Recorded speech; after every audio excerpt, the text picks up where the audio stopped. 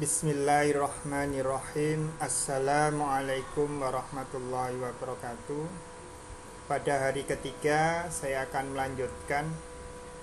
Kemarin ternyata saya tidak bisa memenuhi target, yaitu sampai 25. Mudah-mudahan malam ini saya bisa menyelesaikan banyak step.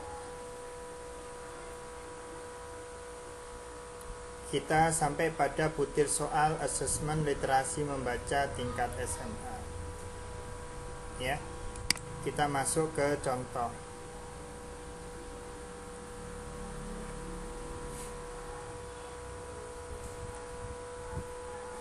Pada contoh butir asesmen literasi membaca tingkat SMA ini ada banyak sekali.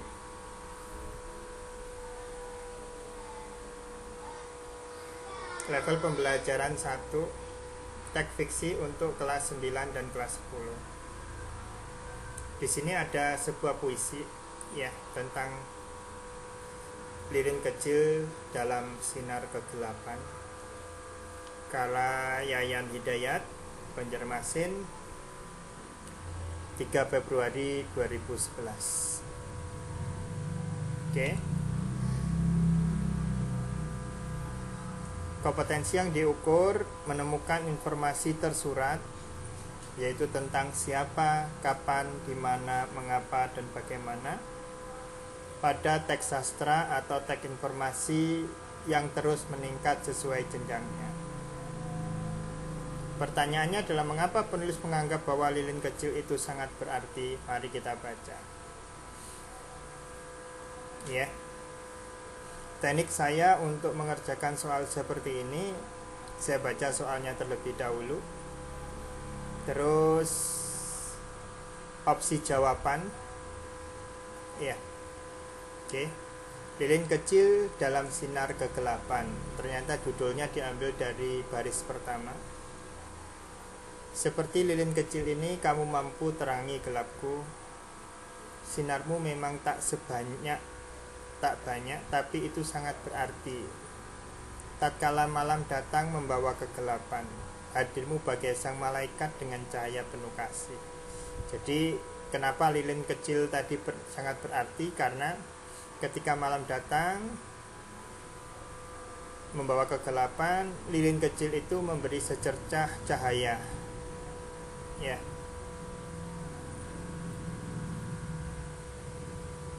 Ya. Ya. Lilin itu tidak banyak, bukan ya. Bukan masalah banyak sedikitnya lilin itu berarti. Lilin itu membawa harapan.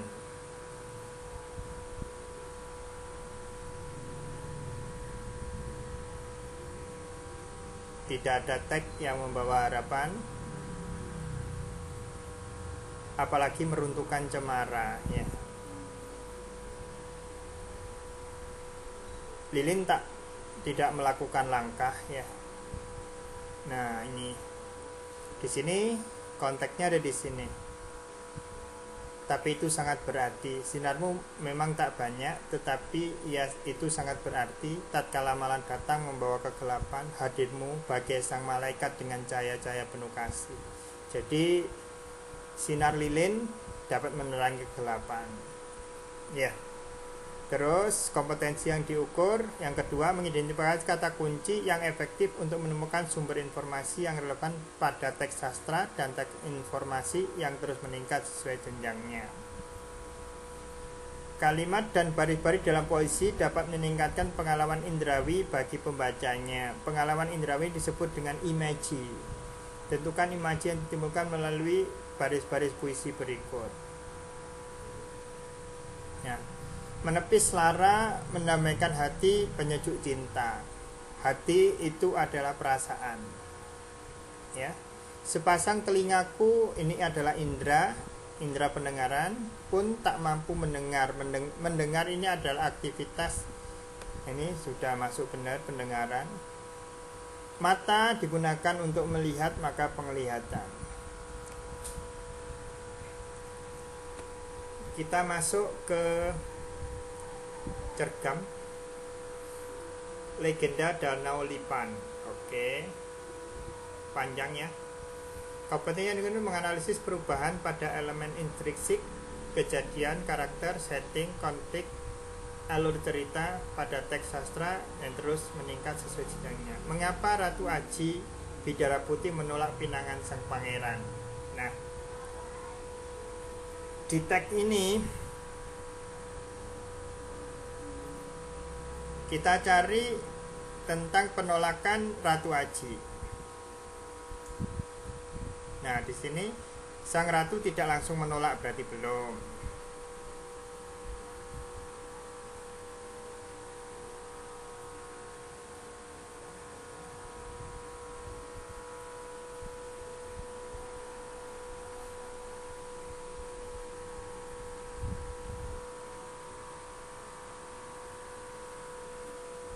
Nah, ini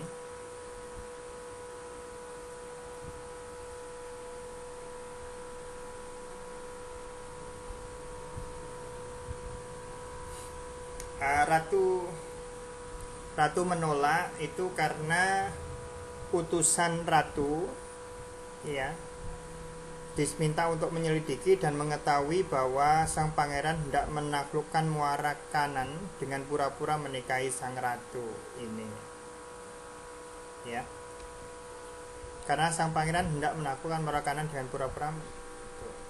Ini berarti isian ya. Yang kedua, menyimpulkan perasaan, sifat tokoh, serta elemen-elemen intrinsik lainnya seperti latar cerita, kejadian-kejadian dalam cerita berdasarkan informasi rinci di dalam teks sastra. Nah, yang ini kita harus baca semua ya. Negeri Muara Kanan diperintah oleh seorang ratu yang bernama Ratu Aji Bidara Putih. Sudah banyak raja, pangeran, dan bangsawan yang ingin mempersuntingnya, namun selalu ditolak. Suatu hari, sebuah kapal besar dari negeri Tiongkok berlabuh di Muara Kanan. Kapal itu milik seorang pangeran kaya di Tiongkok. Tujuan kedatangannya adalah meminang Ratu Aji Bidara Putih. Sang pangeran membawa banyak cendramata dari emas, semua itu untuk Ratu Bidara Putih. Sambil memberikan cendramata, mereka menyampaikan pinangan pada sang Ratu Aji Bidara Putih. Kali ini sang ratu tidak langsung menolak.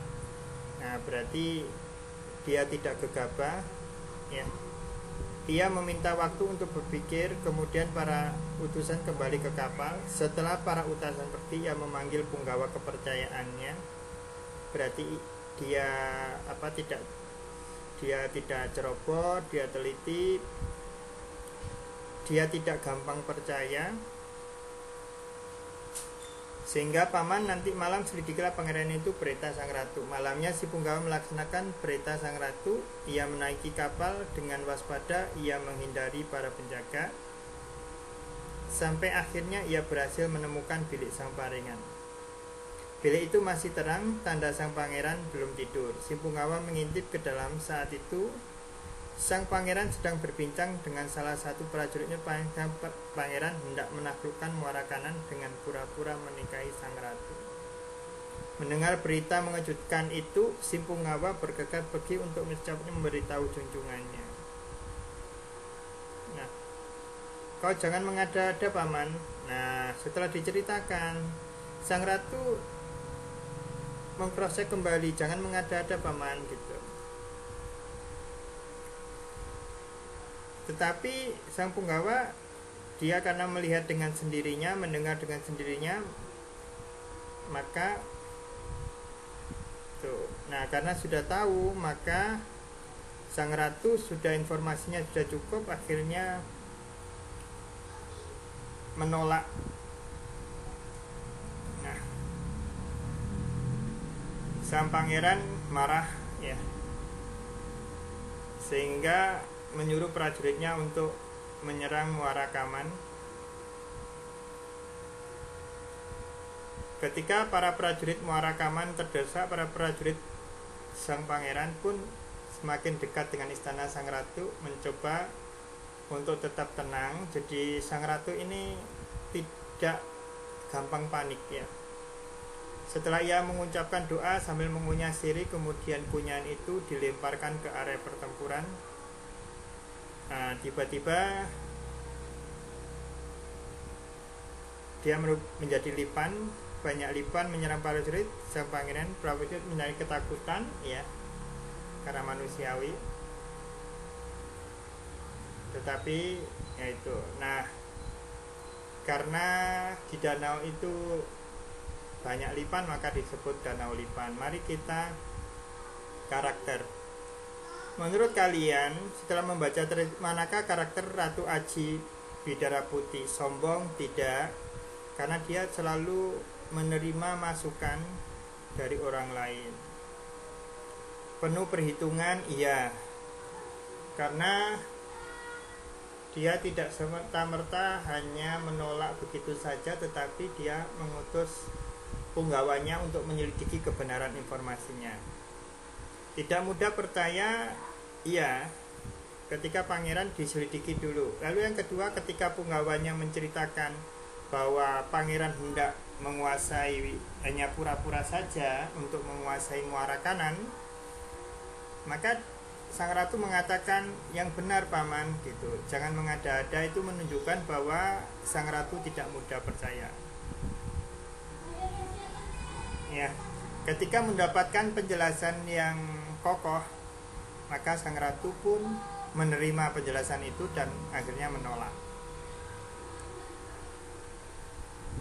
Ya, sehingga dia tidak selalu ingin menang sendiri.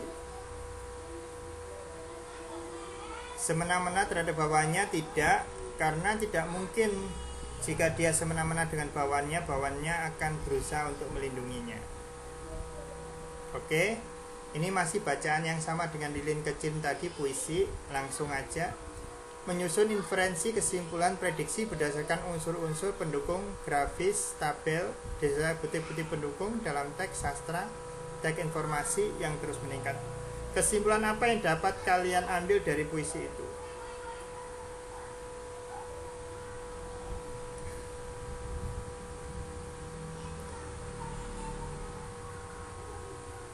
Ya.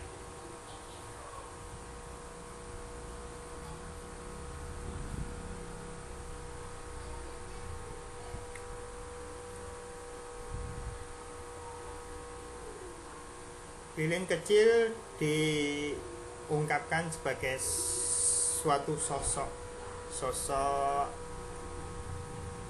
yang dia nantikan, ya. Kenapa kok semua sosok yang dinantikan? Karena dia mengalami kegelapan, namun sang lilin datang itu memberi penerang, ya. Jadi tokoh, ya, menunjukkan kehadiran seseorang yang menjadi penerang hidupnya. Nah, ini ada Ramin tak kunjung pulang. Ramin nyaris menjerit. Tangannya tertumbuk dahan hanyut saat buru-buru sembunyi di dalam pelukan akar. Untung ia segera melihat dahan itu. Hampir ia mengira dahan itu adalah mulut buaya yang siap menelan lengannya. Teringat lagi pada Aco sejak semusim lalu. Ia ikut dadan karena hasil cengkehnya tak bagus, sementara tengkulaknya minta selalu dibayar. Aco tertangkap petugas saat adu mulut di warung nasi lemak lantaran ia mengumpat pada preman yang menutupi jalan. Hari itu memang perpaduan nasib sial jatuh di hadapan Aco.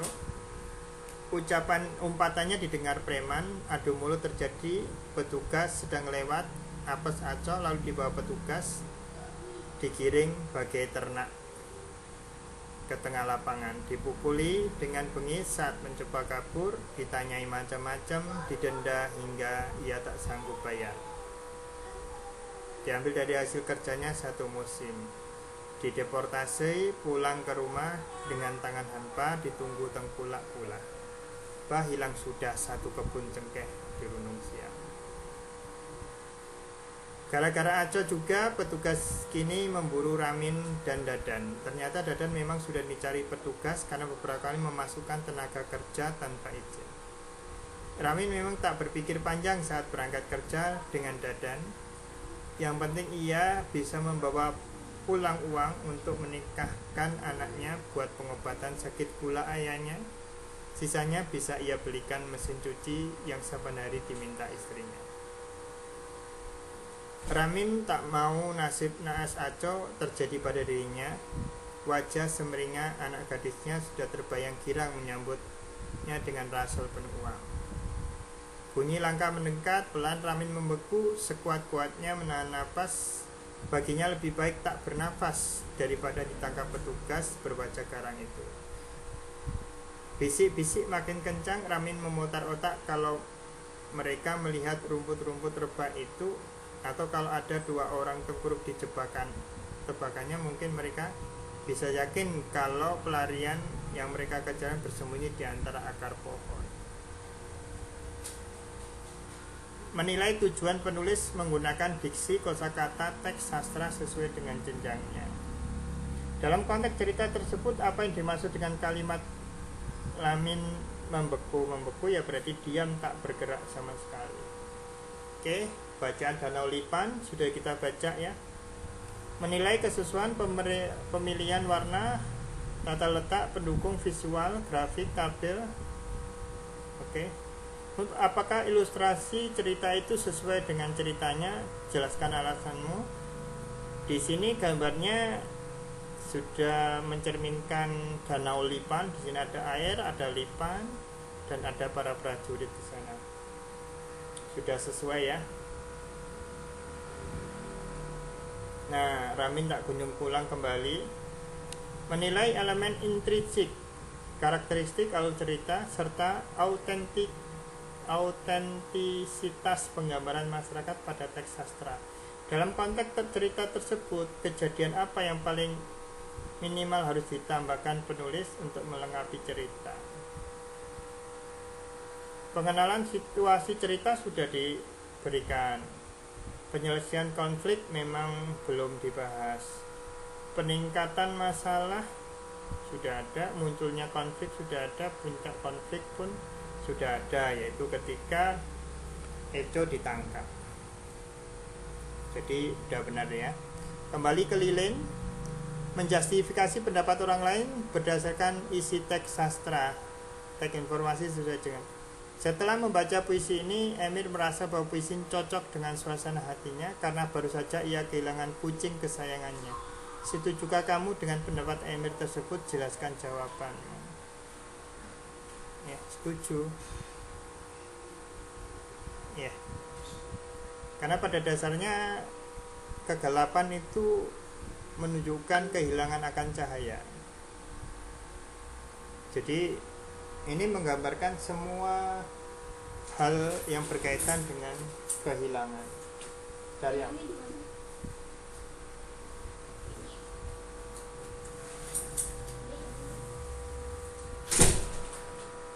Oke, level pembelajaran 1 Teks Informasi kelas 9 UMKM, menopang ekonomi Indonesia. Nah, di sini ada infografis.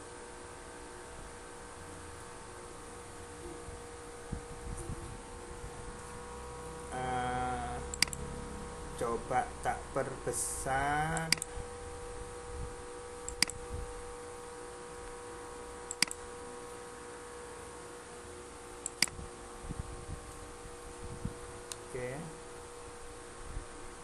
UMKM menopang ekonomi Indonesia. Peran usaha mikro, kecil, dan menengah UMKM. Oke.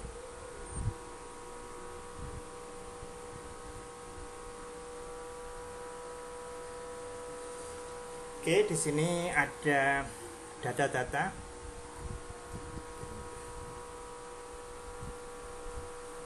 Cukup besaran UMKM daripada usaha yang lain karena di sini 98,8% usaha itu adalah UMKM. Yang kedua, tenaga kerja diserap 96,99% itu di UMKM. Dan penyumbang PPDB juga PDB juga cukup besar, yaitu 60% dibandingkan usaha yang lain.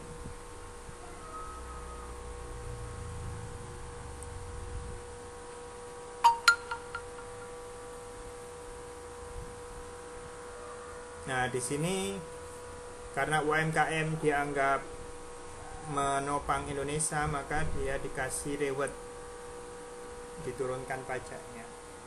Oke, mari kita baca teksnya. Peran usaha mikro dan menengah UMKM sangat besar bagi perekonomian Indonesia. Pada saat usaha besar sedang dalam tren melambat, pertumbuhan produk domestik bruto (PDB) UMKM cukup stabil. Tidak memandang latar belakang pendidikan seseorang, setiap orang memiliki kesempatan yang sama dalam memulai bisnis usaha UMKM. Agar masyarakat tertarik dalam usaha UMKM, pemerintah menurunkan PPh dari 1% menjadi 0,5, sehingga pelaku usaha UMKM tidak merasa terlalu dibebani pajak. Nah sobat, bagi kamu yang berencana untuk memiliki UMKM sendiri, kamu bisa memulai dengan modal kecil loh. Terdapat banyak jenis UMKM yang bisa kamu jadikan referensi untuk merintis usaha. Bidang kuliner merupakan salah satu jenis UMKM yang menguntungkan dan selalu laris. Jenis kuliner juga memiliki banyak kategori seperti makanan ringan, minuman, sampai makanan pokok. Semua usaha kuliner memiliki potensi yang bagus karena kuliner banyak dicari oleh masyarakat, terlebih yang tinggal di kota besar. Meskipun demikian, keberhasilan menjalankan UMKM tergantung pada bagaimana kamu memasarkan produk. Oke. Menemukan informasi tersurat. Siapa, kapan, mengapa, dan bagaimana. Oke. Setelah kalian mencermati infografis UMKM penopang ekonomi Indonesia, kalian mendapat beberapa informasi berdasarkan informasi yang terdapat pada infografis tersebut. Klik pada benar dan salah untuk. Pemerintah mendorong pertumbuhan UMKM melalui pemberian subsidi pajak, benar ya. Peningkatan penerimaan PPh UMKM orang pribadi dan PPh UMKM badan selalu meningkat. Nah, kalau UMKM-nya meningkat, otomatis PPh-nya juga meningkat. Pada tahun 2016, penerimaan PPh UMKM badan lebih kecil daripada penerimaan PPh UMKM yang pribadi, benar.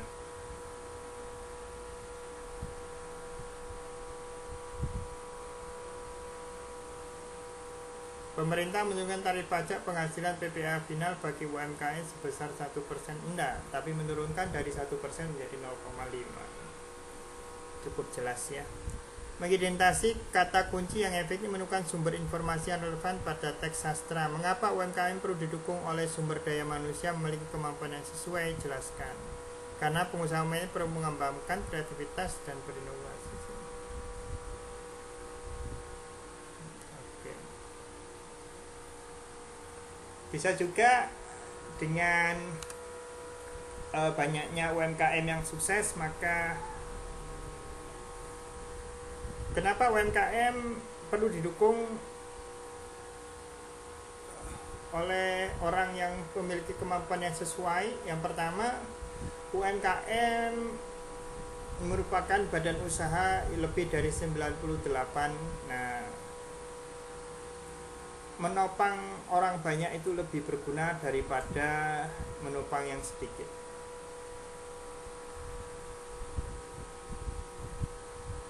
Kenapa kok butuh kemampuan yang sesuai? Iya, untuk mensukseskan UMKM itu tidak hanya modal, tetapi keuletan dan kompetensi daripada yang menjalankan UMKM tersebut. Berarti butuh inovasi juga, kreativitas. Oke. Menjelaskan ide pokok dan beberapa ide pendukung pada teks informasi yang terus meningkat. Setelah mencermati infografik dan teks tersebut, kalian mendapatkan pemahaman bahwa UMKM perlu dilindungi dan didukung pemerintah. Benar. Salah, UMKM itu tidak butuh modal besar. Mendominasi iya, karena 98,22% tadi ya. Itu adalah UMKM. Pelaku UMKM memiliki keterampilan profesional, ya harus bagaimana bisa memberikan sumbangan 60% kalau dia tidak profesional. Berdasarkan infografik tersebut, kalian dapat melihat bahwa penerimaan pajak penghasilan UMKM naik dari 5 tahun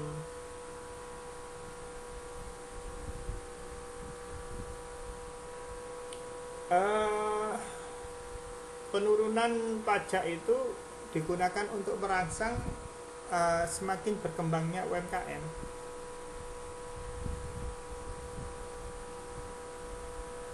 Yang kedua, jika pelaku UMKM tidak terbebani pajak, maka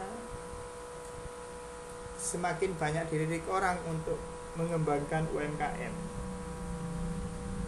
Dengan sendirinya akan meningkatkan pajak juga. Mengolah limbah B3 bahaya, bahan berbahaya dan beracun. Limbah yang dihasilkan oleh pabrik termasuk di dalam kategori limbah B3 adalah bahan berbahaya dan beracun. Namun banyak limbah yang dibuang begitu saja ke sistem perairan tanpa ada proses pengolahan.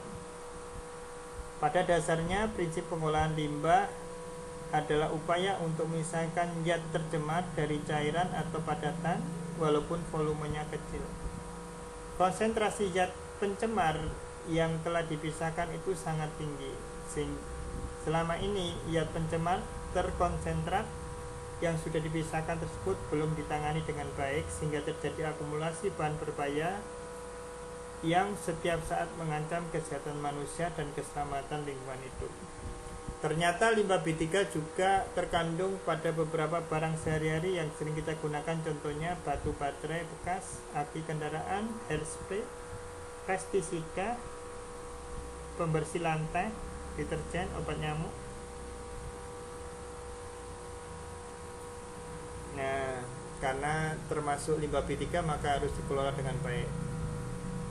Ini upaya pengelolaan limbah B3 dapat dilakukan melalui tahapan sebagai berikut. Reduksi limbah dilakukan dengan mengoptimalkan penyimpanan bahan baku dalam proses kegiatan atau housekeeping. Substitusi bahan, modifikasi proses maupun upaya reduksi lainnya.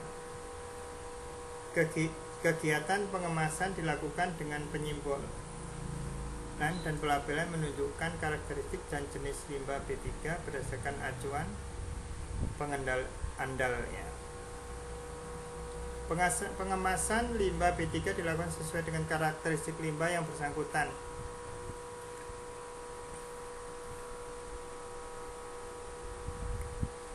Yang harus kondisinya baik, bebas dari karat dan kebocoran. Tidak bereaksi dengan limbah yang disimpan. Untuk limbah yang mudah meledak, kemasannya harus dibuat rangkap. Yang kemasan bagian dalamnya harus dapat menahan zat agar tidak bergerak atau menahan tekanan dari dalam atau dari luar kemasan. Limbah yang bersifat self-reaktif dan peroksida organik juga memiliki persyaratan khusus pengemasan. Kemasan limbah jenis ini harus memiliki bantalan yang dibuat dari bahan yang tidak mudah terbakar dan tidak mengalami penguraian, dekomposisi saat berhubungan dengan limbah. Jumlah yang dikemas pun terbatas, maksimum 50 kg per kemasan. Limbah yang rendah biasanya didapat dikemas 400 kg per kemasan. Nah, kamu ingin membuang sampah rumah dengan memisahkan sampah menjadi dua kelompok, sampah B3 dan kelompok sampah yang tidak mengandung B3. Kelompokkan sampah berikut sesuai dengan jenis limbahnya. Daun pembungkus lontong bukan B3, sabun pembersih lantai B3, obat nyamuk B3, potongan sayur bukan B3, kardus mie goreng bukan B3, deterjen B3. Apakah dapat dikatakan bahwa subsidi listrik pada tahun 2011 hingga 2009 mengutamakan rumah tangga yang dari kelas menengah ke bawah? Nah, subsidi listrik ini informasinya didapat dari mana? Ini informasi B3. Sampai detik ini belum ada informasi listrik ya. Sehingga Ini tidak ada soalnya ini. Ini GoFood, Lilin, Ramin tak kunjung pulang, Danau Lipan belum ada ya. Oke, belum ada. Oke, karena tidak ada datanya maka tidak bisa dijawab, saudara.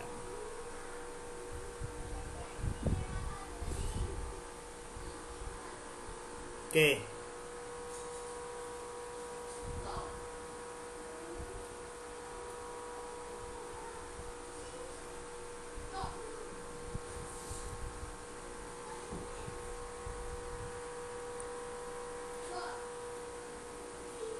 Ini UMKM. Berdasarkan teks terdapat bahwa UMKM di bidang kuliner adalah salah satu jenis usaha yang menguntungkan dan selalu laris. Apakah pernyataan ini dapat dikatakan akurat? Jelaskan pendapatmu.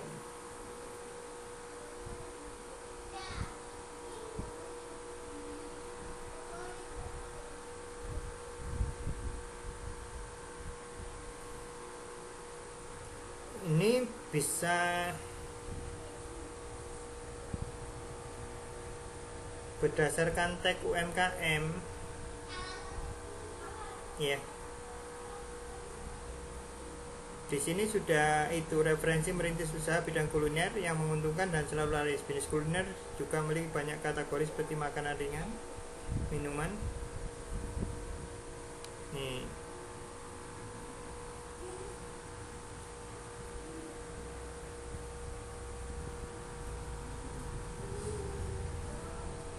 Nah, ini bisa dijadikan dasar bahwa bisnis kuliner itu menguntungkan dan selalu laris dari informasi ini.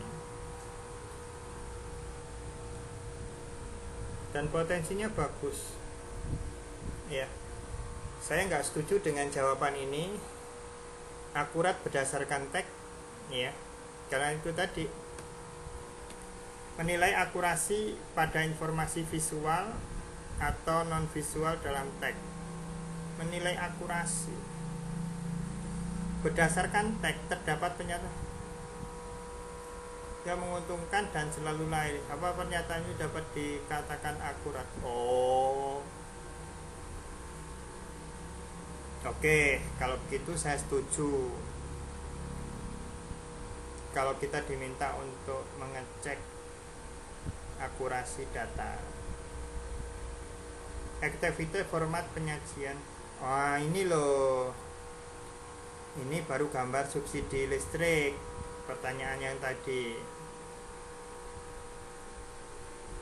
Apakah dapat dikatakan bahwa subsidi listrik pada tahun 2011 hingga 2000 mengutamakan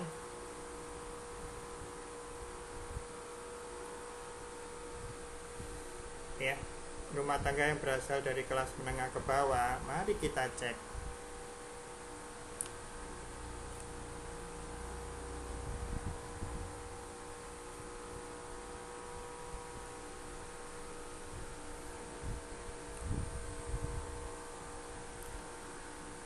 Pada 2019, subsidi pengguna listrik mengalami kenaikan dan sebagian besar dialokasikan untuk pengguna 450 volt ampere dibandingkan dengan negara.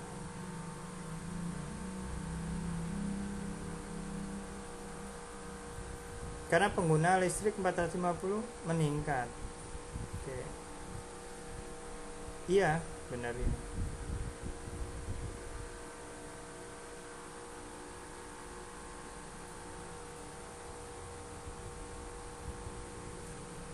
Kok tidak ya?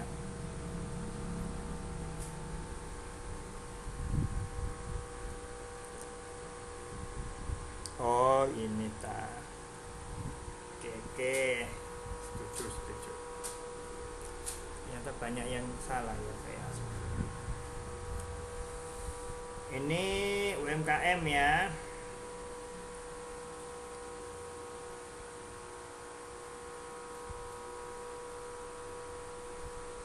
Suatu informasi yang bias adalah informasi yang tidak didukung oleh data akurat yang bertujuan untuk menguntungkan semua pihak. Setelah membaca teks tentang peran UMKM tersebut bagi perekonomian bersifat bias, jelaskan tidak.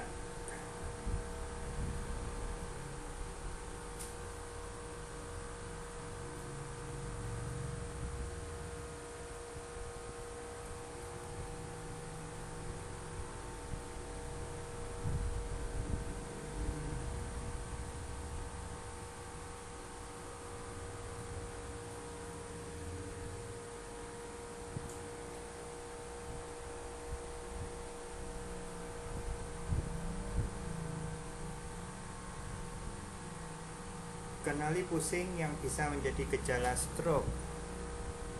Oh, soalnya masih ini belum ada separuh ya. Oke, skip aja. Menjustifikasi pendapat orang lain berdasarkan isi teks sastra, teks informasi sesuai dengan jenjangnya. Pulang sekolah, adik kehujanan di jalan. Sesampainya di rumah, adik mandi tetapi tidak keramas. Malam harinya kepala adik pusing dan badannya demam. Menurut pendapat, apakah pusing yang diderita adik berpotensi penyebab stroke? Sertakan alasanmu. Tidak berpotensi. Pusingnya adik itu karena kehujanan. Oke. Teks informasi.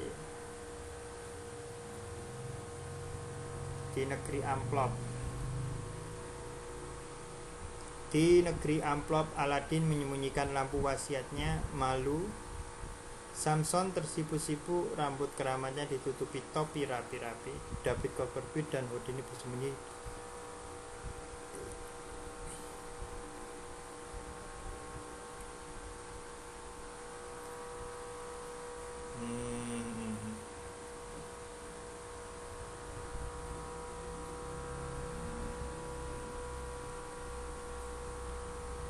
Oh lala, ini merupakan sindiran nih. Amplop-amplop penguasa suap.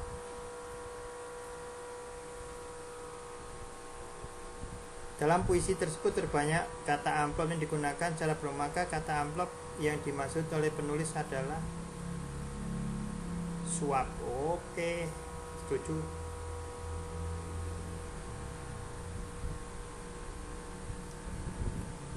Apa menurutmu apa maksud lari-lari dalam puisi tersebut? Kita harus berhenti membeli rumus-rumus asing. Diktat-diktat hanya boleh memberi metode, tetapi kita sendiri mesti merumuskan keadaan. Kita mesti keluar ke jalan raya, keluar ke desa-desa, mencatat sendiri semua gejala dan menghayati tersebut.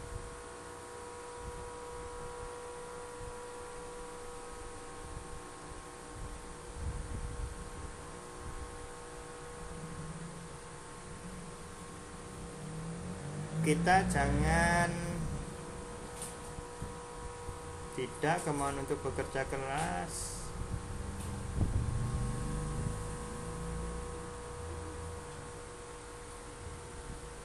keinginan untuk bekerja keras. Kita harus menghentikan membeli rumus-rumus. Jadi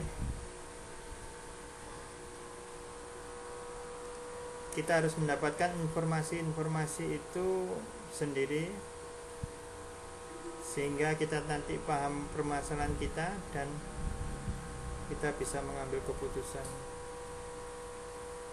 Oke. Sajak sebatang lisong W.S. Renda.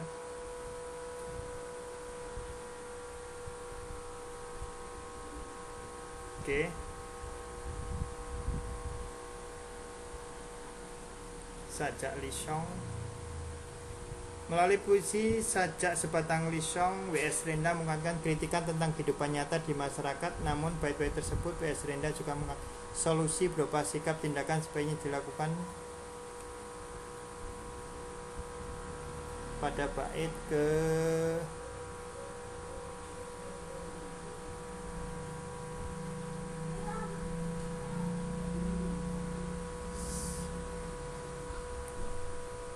satu, 2, 3, 4, 5, 6, 7.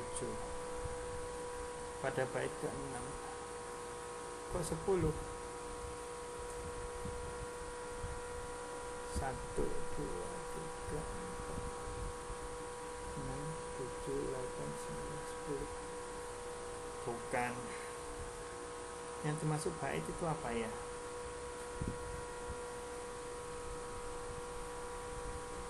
Setelah membaca puisi Sajak Sebatang Lisong karya W.S. Renda,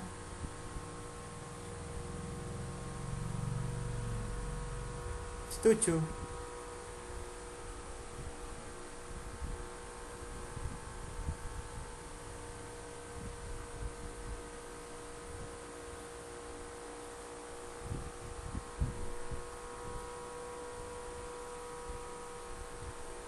Oke.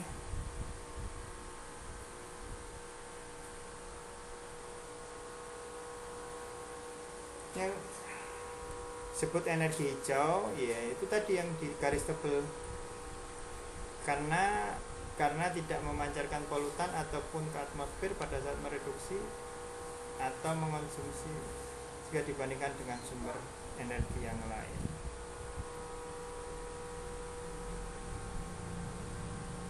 Tidak memancarkan polutan karena gratifikasi.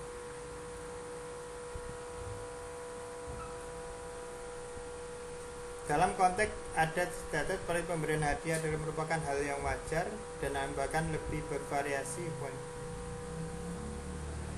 Sakit bahkan kemarin termasuk gratifikasi dalam aspek apakah sudut pandang tersebut. Apa sih definisi gratifikasi itu?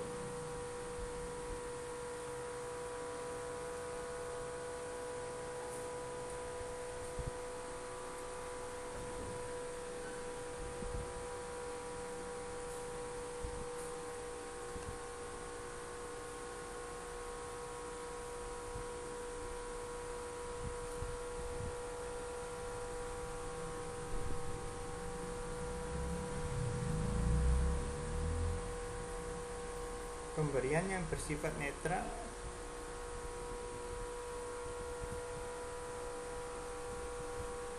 Oke.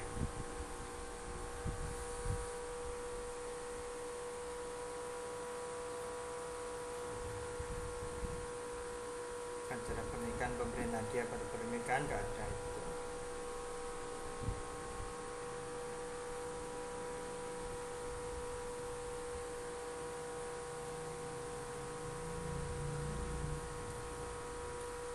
Oke.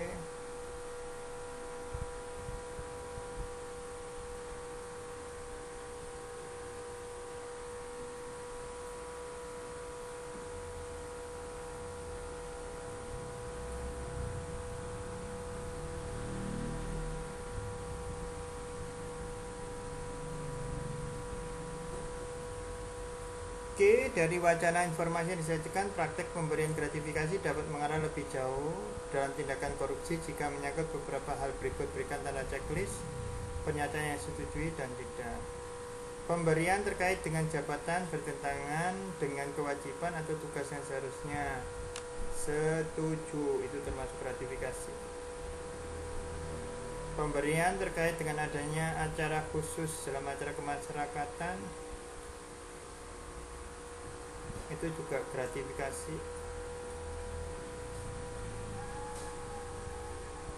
Tunggangi kepentingan.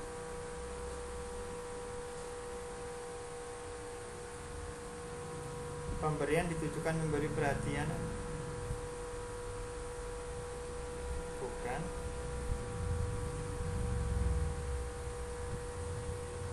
Ini termasuk gratifikasi. Jadi ya, bukan ya.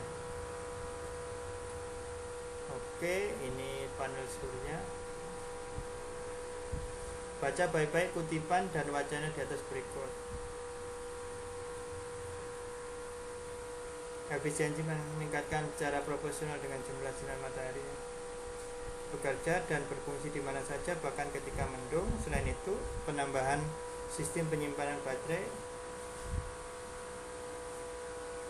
Apakah diagram antar beda subsidi pada tahun?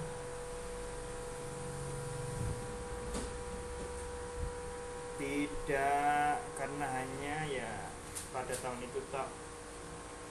Tapi itu menunjukkan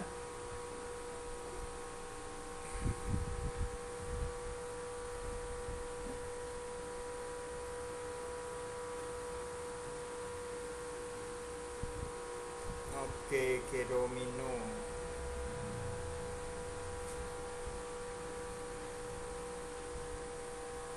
Ini teks panjang.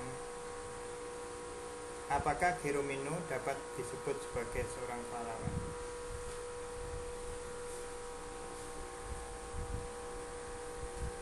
Oke, saya tandai sebagai aktivitas yang sudah selesai.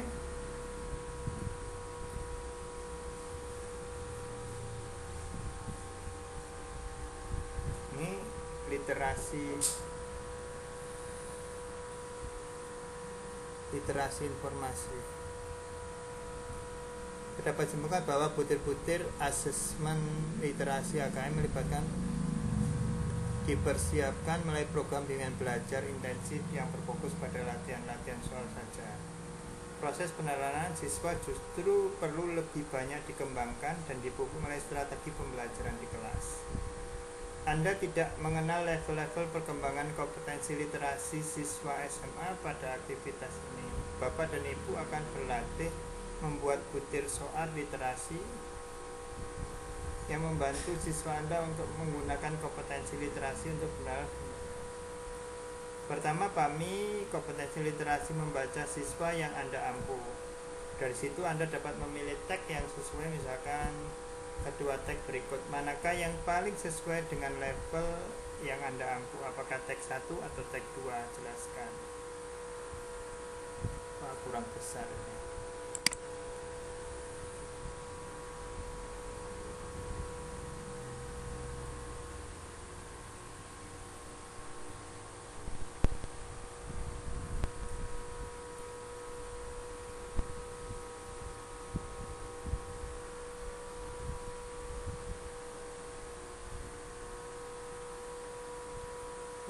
Oke,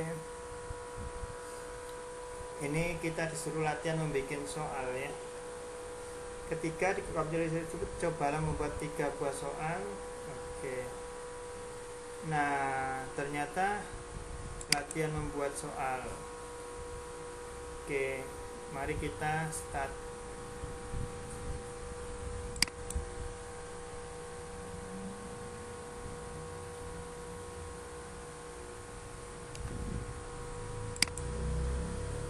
Ya.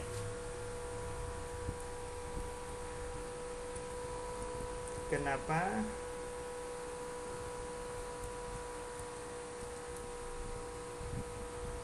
listrik tenaga surya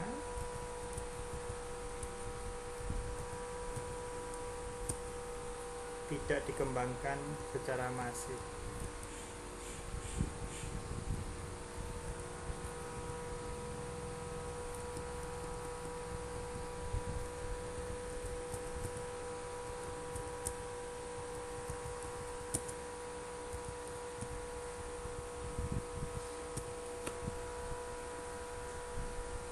Secara masif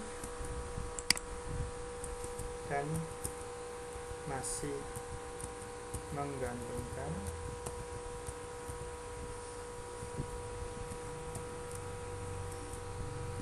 pada PLTA dan PLTU.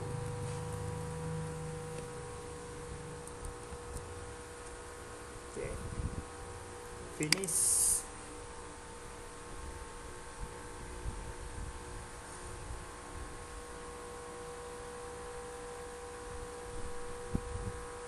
Ternyata salah mengerjakan, nggak tahu benernya di mana. Oke, ternyata selesai. Sekarang refleksi topik 3 kita lanjutkan pada video selanjutnya.